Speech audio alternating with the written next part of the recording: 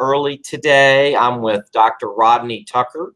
Rodney is a longtime friend of mine who helped me with Doc Talk when it was just a radio show 15 years ago. And before the show, we were reminiscing about that show, about Doc Talk. And Rodney, thank you for doing Doc Talk Live with me today. I appreciate you coming on. And your title is exactly what now, Rodney? So thank you, Brad. Yeah, it's good to be back with you again and in this virtual format. I'm currently the director of the UAB Center for Palliative and Supportive Care. I'm a professor of medicine here at UAB and have been on faculty now for about 18 years. It's been that long, huh? I miss you out here in Trussville, where we would be able to spend a lot more time together. Yep.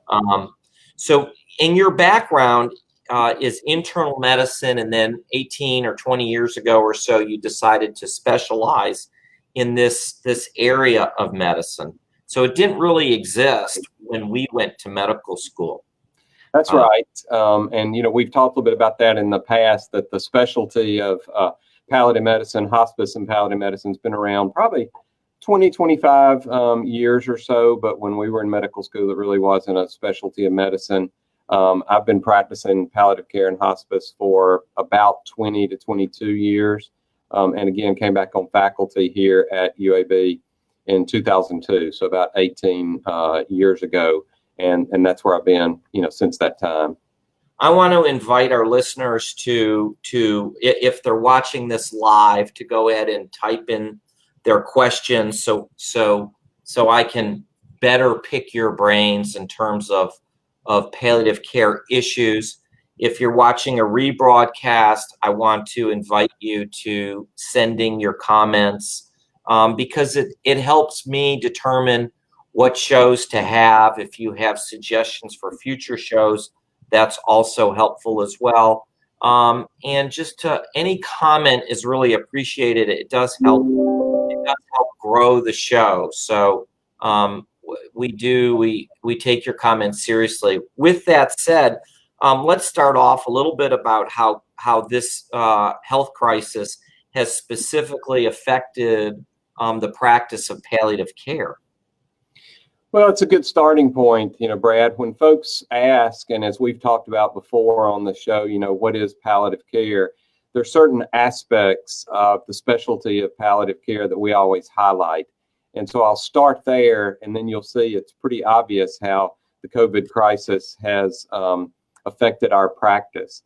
The specialty of palliative medicine is one that's interdisciplinary by nature, which means it's a group of individuals, doctors, nurses, nurse practitioners, psychologists, counselors, pastoral care, physical therapists, massage therapists, who come together to take care of patients and families in a holistic way, which basically means we take care of the four potential domains of suffering for patients: physical, social, emotional, psychological, and spiritual. And as we do that, we think about the patient and the family. And one of the ways that I like to describe palliative care, which can be alongside curative treatments, we're an extra layer of care for patients and families. And one of the ways I like to describe palliative care is that we help to restore the art of healing to the science of curing. Or basically, we help with patients that have significant symptom burden while they're undergoing their curative treatment, and we do it as a unit for the patient and family. So we pride ourselves on being what we call high touch and low tech.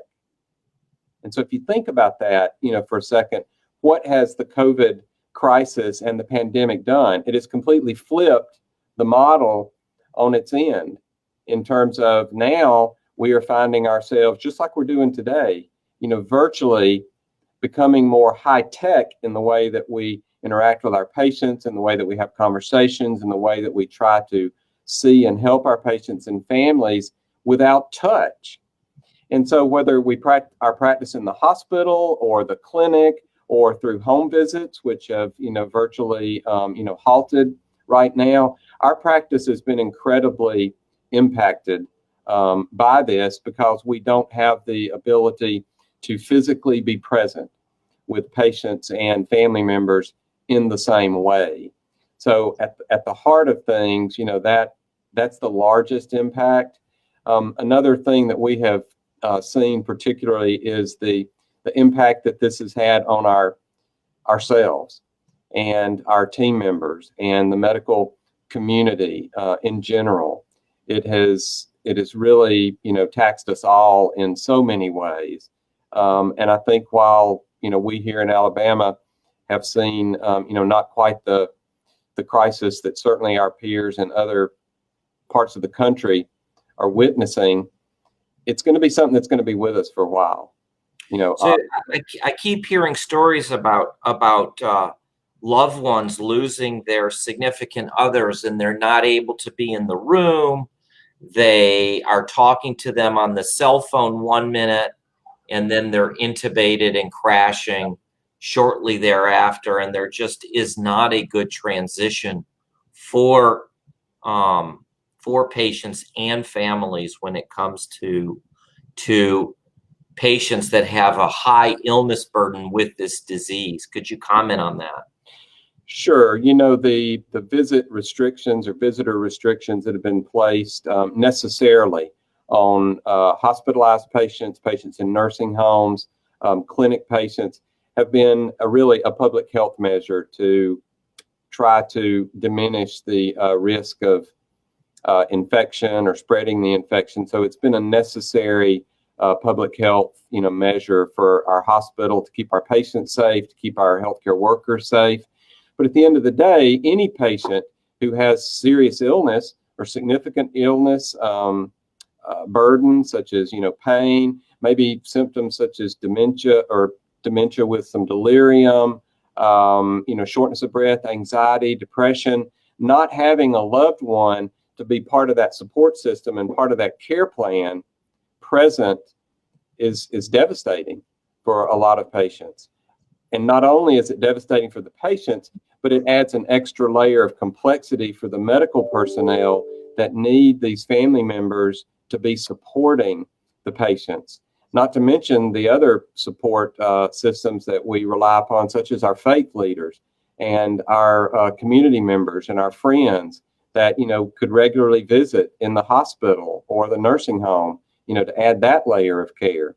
So you can see that for many of our patients, it's just an added layer of stress that it's placed. So when you're having significant symptoms, such as shortness of breath, maybe, that many patients experience, with COVID, the comfort of a loved one and the comfort of having that support system is really important. So we've had to think of different ways to help support patients and families during times of the visitor restrictions. So if anything, this disease has really caused you and your specialty to rethink how you're going to deliver a high-touch care in the high-tech environment. I want to circle back to that. I want to get to the questions because like I said in the onset, I want people who are watching this to be able to drive the show, not necessarily me. But Jonathan writes, and I kind of know where Jonathan's coming from here. He says, when can I make a referral to palliative care for pain management? And I'm going to sort of add a caveat there. Okay. Because I see patients with chronic pain, but I don't do medicine management. It's not part of my expertise. Whereas in palliative care, you probably have more experience with opioid management.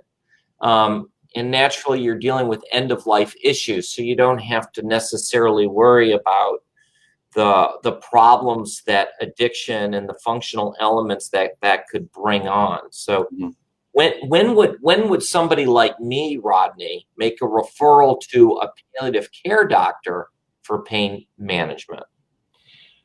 It's a good question, and it's got a few layers to it. So the way that I'll start is, a comprehensive pain management program involves, as you well know, Brad, in your specialty and when folks, a comprehensive look at starting with the sources and generators of pain, the previous experience with pain, the type of pain, obviously, that the patient is experiencing. And the specialty of palliative care, of course, is not just end of life. It involves supportive care alongside patients receiving curative care, like for cancer or for pulmonary disease or heart failure. And so while, yes, one of the things that we do in palliative care is good symptom management, we don't just do opioid management for pain syndromes. Opioids are one part of a comprehensive pain treatment for some patients, but we're finding, more and more that, like every specialty, we look at risk assessment and mitigation for opioid use disorders and things like that as we think about treating our patients.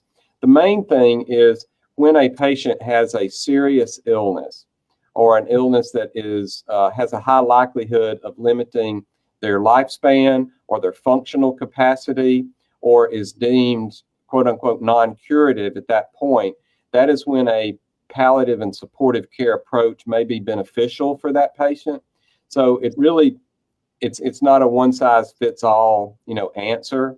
We, take cases individually and kind of screen, where the patient is in their illness trajectory, what are the issues, and sometimes we may do a consultation, but refer that patient back to their primary specialist or their primary care doctor to give an idea. We may refer them to you, as well. So as an example, I saw a 90-year-old woman today with severe bilateral knee arthritis. The right knee was very, very symptom limiting. And she had a lot of medical issues like congestive heart failure, and was sent to me by a surgeon who replaces knees. And basically, he did not want to offer her a knee replacement, though she clearly needed it. Right. And so, I said the optimal treatment would be a knee replacement, looking at your x-rays and your degree of limitation. I said, every other treatment is suboptimal, and we have to work through these various suboptimal treatments. I could burn the nerves around the knee. I can inject the nerves around the knee. I can inject into the knee. And we also talked about medication management. And I told her my apprehension with medication management is that I don't manage the comorbidities, the problems that medications would bring to her, like constipation and other issues, maybe delirium, things like that.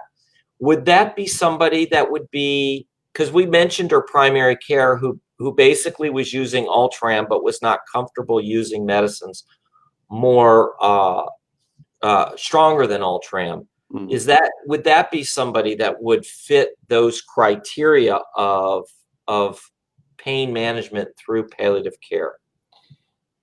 Well, it's still complex. I want to say that, yes, a palliative care expert could give an opinion about a total pain management, and you've already covered, 2 or 3 of the different modalities to treat that pain. A geriatrician or, again, a primary care specialist can certainly consult with someone that specializes in, patients in that age range.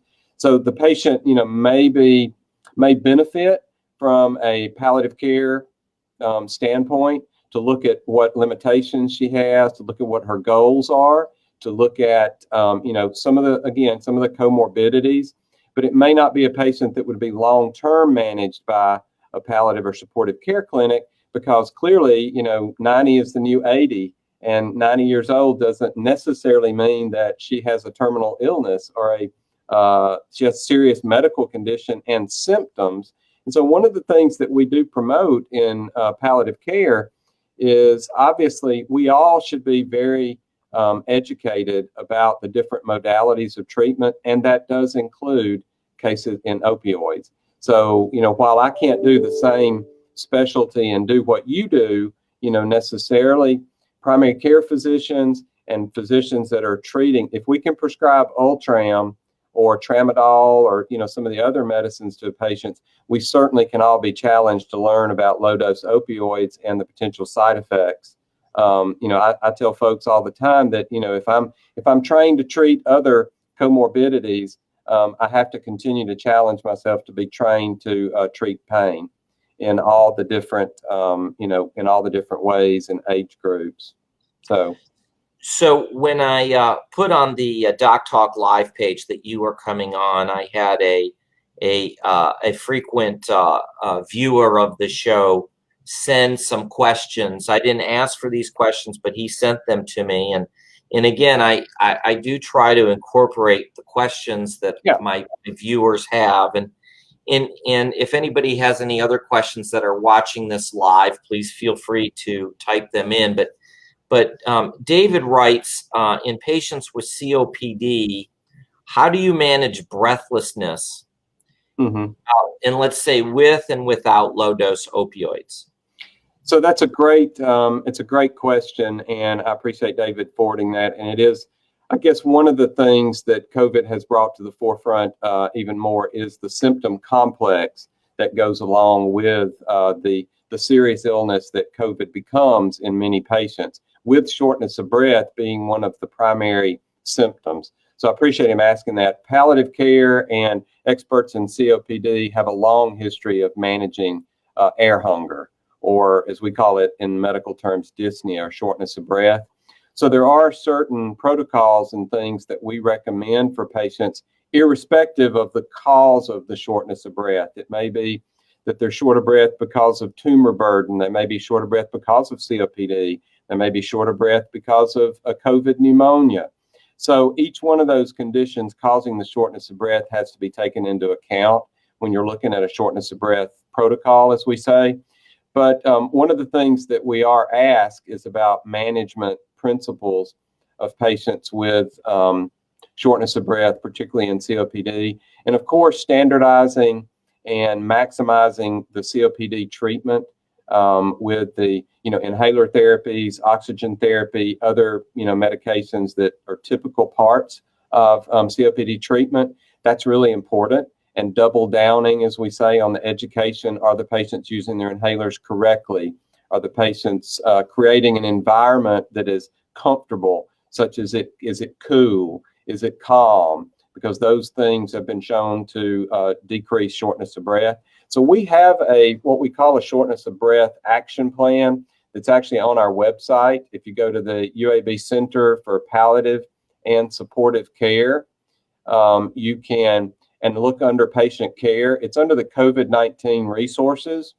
It is a standardized 7 or 8 steps that helps a patient with, if you feel more short of breath or having air hunger, do this, do this, do this in a stepwise manner.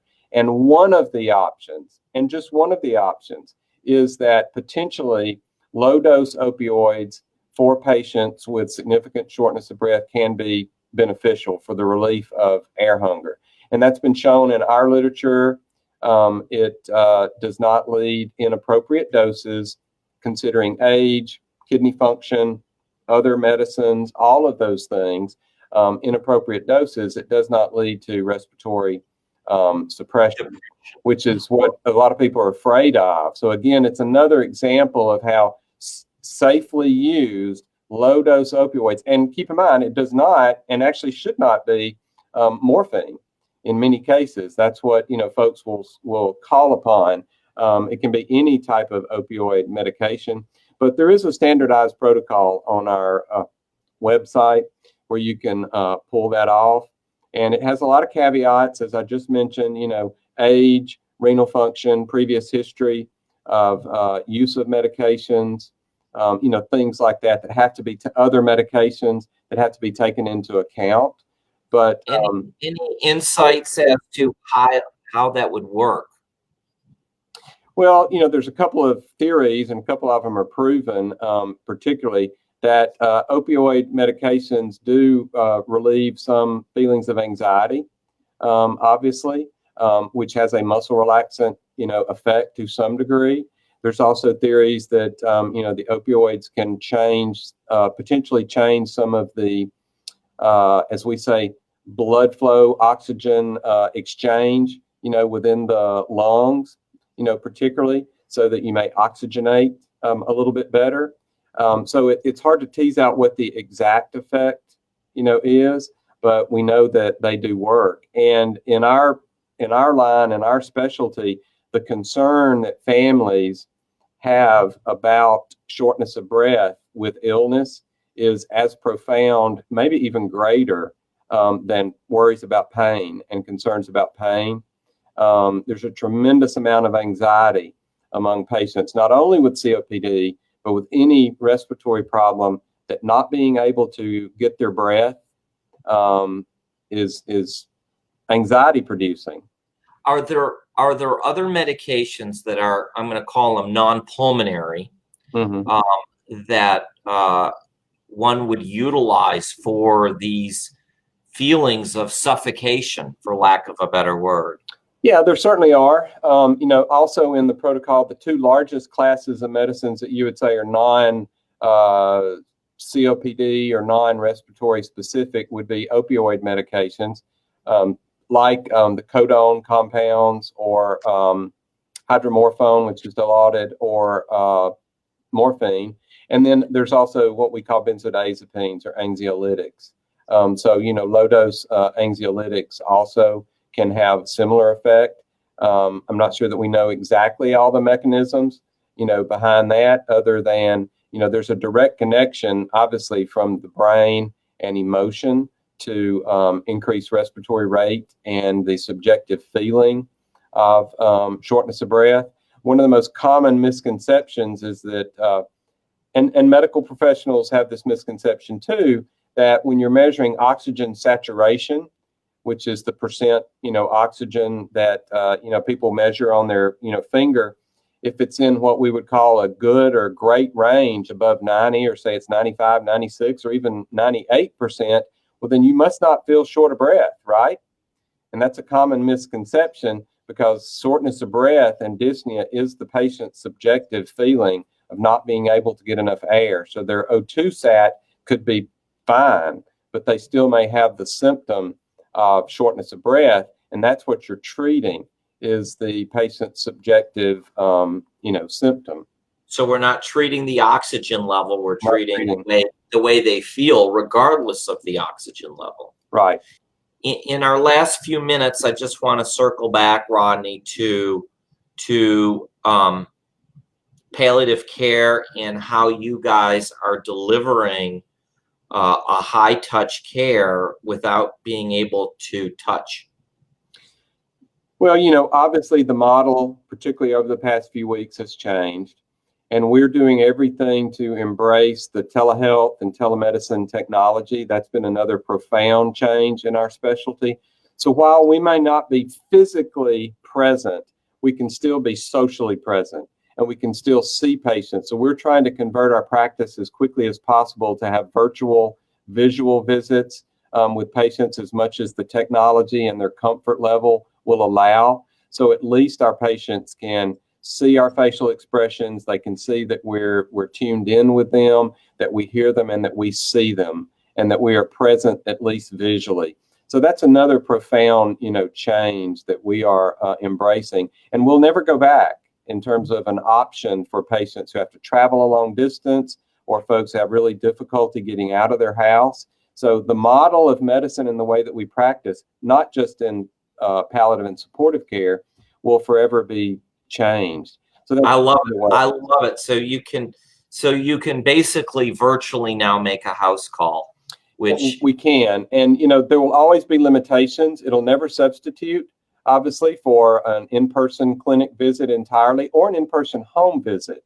The other way, let me mention a couple other things real quick, is that we have developed a tool called Meet My Loved One, which is also on the website, our website, UAB Center for Palliative and Supportive Care, under the COVID resources.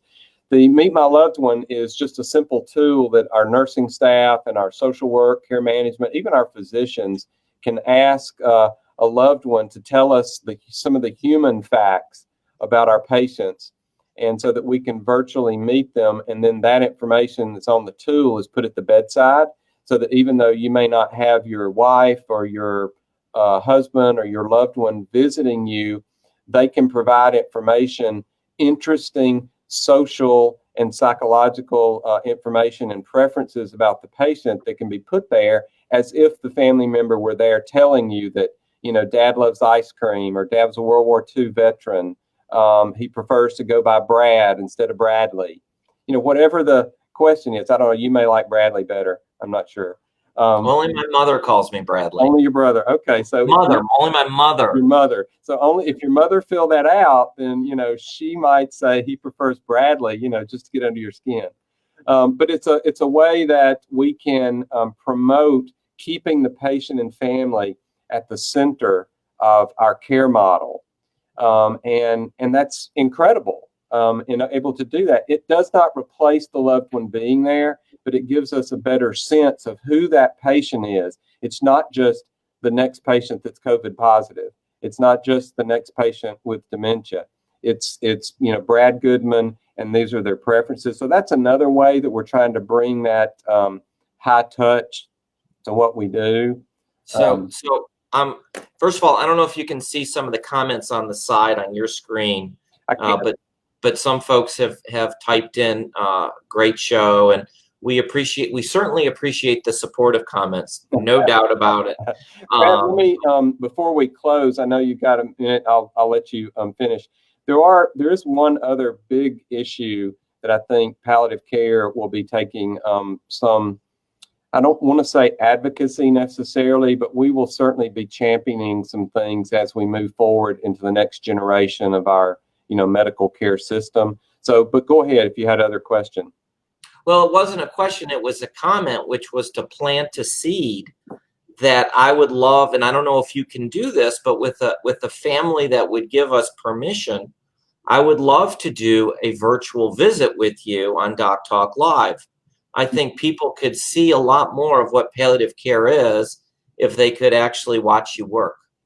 Yeah, that may be possible. We, of course, one of the, I guess, longest developmental streams to getting visits like this and getting virtual visits into patients' home is their comfort level with it and our issues around privacy. So that our virtual medical visits are not just simple pick up the phone and do a FaceTime, because there are privacy issues. There are things that we have to respect utmost of patients and families, and making sure that the environment in the home is conducive to that. So yeah, it's certainly something that we could do in the future. Virtual visits are still not the palliative care preference.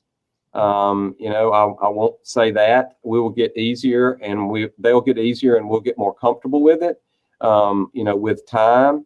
But we're still going to remain a high touch specialty. Well, then let's do a real visit together. But again, we'd have to get a lot of consents, and unfortunately, maybe even talk to lawyers and stuff like that, which is unfortunate. Sure. But Rodney, I want to thank you for your time.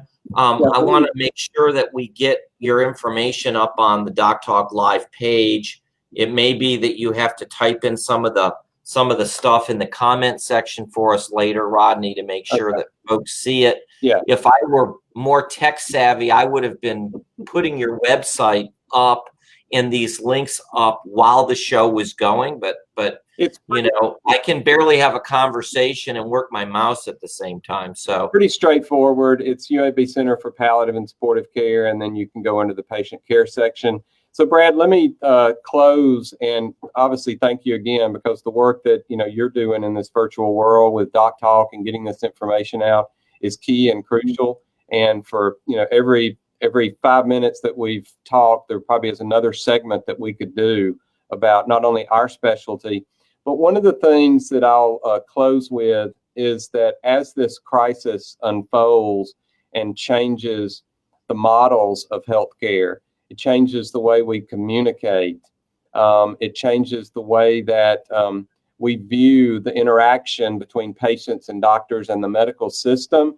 This crisis is also uncovering large issues and gaps in medical care around disparities in our communities of color, disparities in the way that we care for our elderly in nursing homes, homeless populations, etc. So we have just, this crisis has unveiled this again of where we have tremendous gaps and crises. And as a specialty that believes in the patient and restoring the art of healing, we won't forget. We won't forget, and we will go forward that there are bigger issues that we as a medical society are going to continue to grapple with. And we have to pay very close attention, to what is happening now, and not just say, well, that was interesting. Well, those statistics are interesting, but really start to address them and embrace them, even more. And, a week or two ago, we had the mayor of Birmingham on, and if we ever get him back, it would be good if you would help me with that show, because I think the way you expressed that was helpful to then lead the discussion as to what kind of policy or what kind of things can we do from a public health standpoint to not leave those groups behind. Right. And we are very committed to that, as are many in the healthcare system. But again, it has unveiled some gigantic issues and gaps in disparity. So if we think that just changing and adopting telemedicine and virtual visits is going to be the answer to what we are faced with, we'll miss the opportunity that we have, and so that's kind of just how I would end. And our specialty particularly is paying a lot of attention and paying close attention to how we respond to this crisis. And so there are folks within our institution, including Dr. Vickers and others, that are leading our awareness and initiatives around how this disease has uncovered these gaps and disparities. Well, Rodney, the invitation is always open, and feel free to use this forum to promote just that message at any point. If there's people you want to get on and talk to, I would be happy for you to take this over. Sure. So thanks, All right. Rodney. Good to see you. You too. Have a good rest of the day to everybody. You too. You too. Bye.